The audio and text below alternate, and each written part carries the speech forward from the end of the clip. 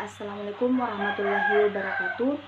Perkenalkan, nama saya Sri Agustina, kelas B Ekonomi Islam 2018.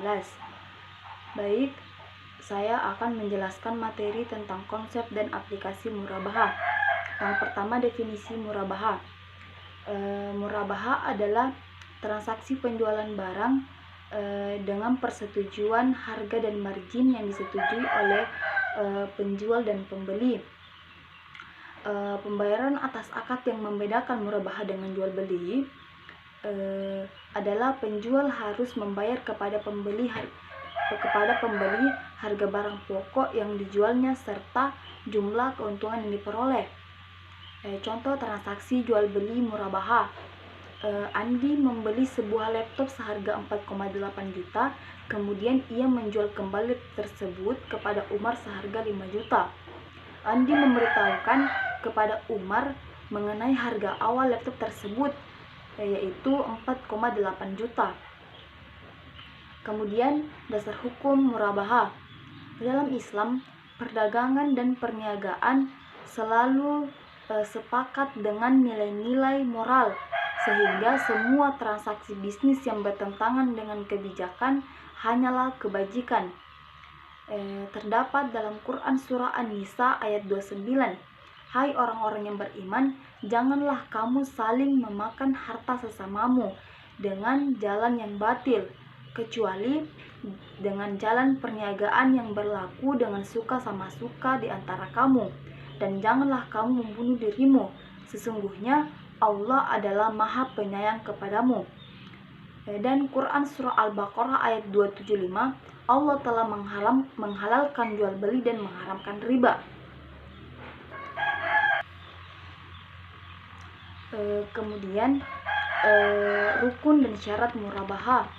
Rukun adalah salah satu elemen yang tidak dapat dipisahkan dari suatu kegiatan atau lembaga,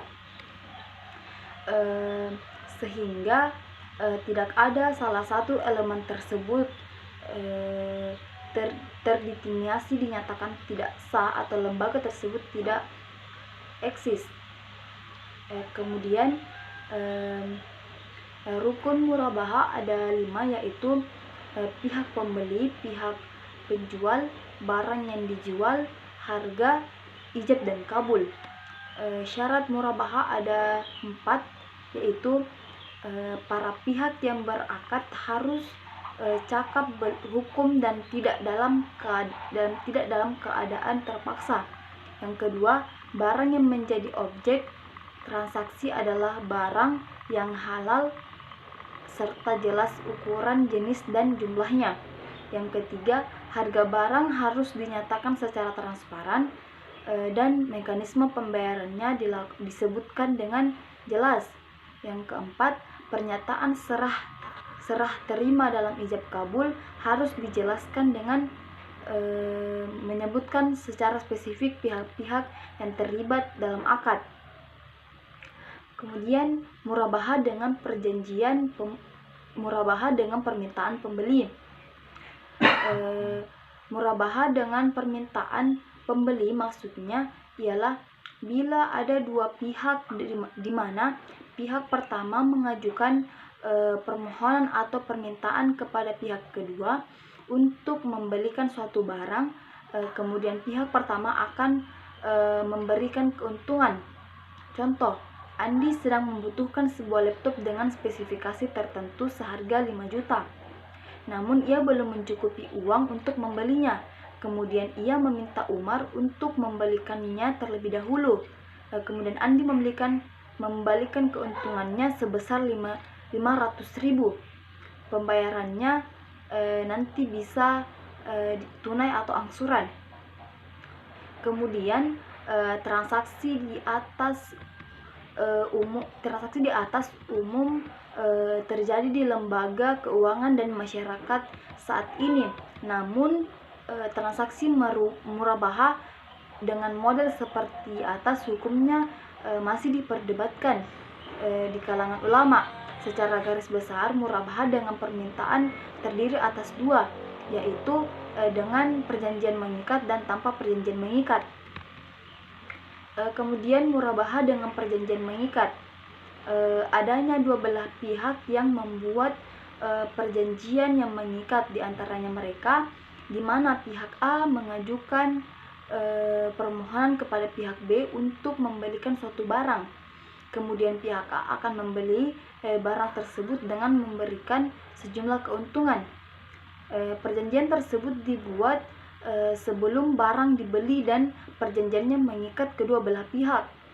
Maka akan ada konsekuensi hukum yang akan ditanggung jika ada pihak yang melakukan van prestasi atau tidak memenuhi perjanjian.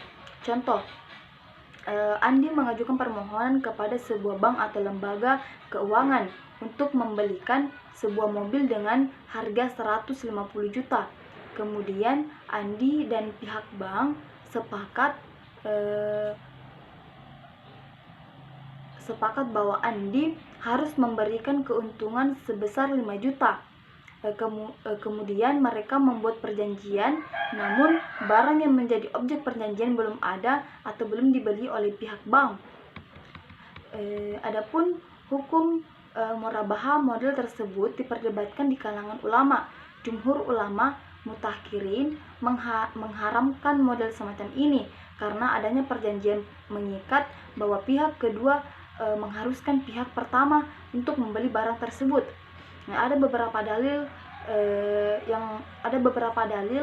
Yang pertama, keumuman hadis yang melarang jual beli barang yang belum menjadi hak milik penjual. Dalam hadis riwayat Abu Daud dari Abdullah bin Amr berkata, Rasulullah SAW bersabda, tidak halal menggabungkan uang dengan jual beli, tidak pula dua syarat dalam jual beli, tidak pula keuntungan tanpa ada pengorbanan, dan tidak pula menjual barang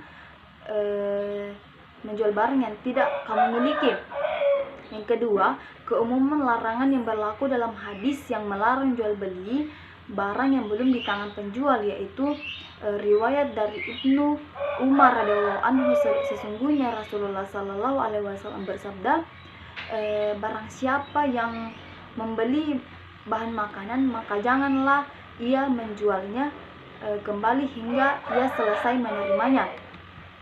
Baik, mungkin itu saja penjelasan saya. Kurang lebihnya mohon dimaafkan. Wabillahi taufiq wal hidayah. Wassalamualaikum warahmatullahi wabarakatuh.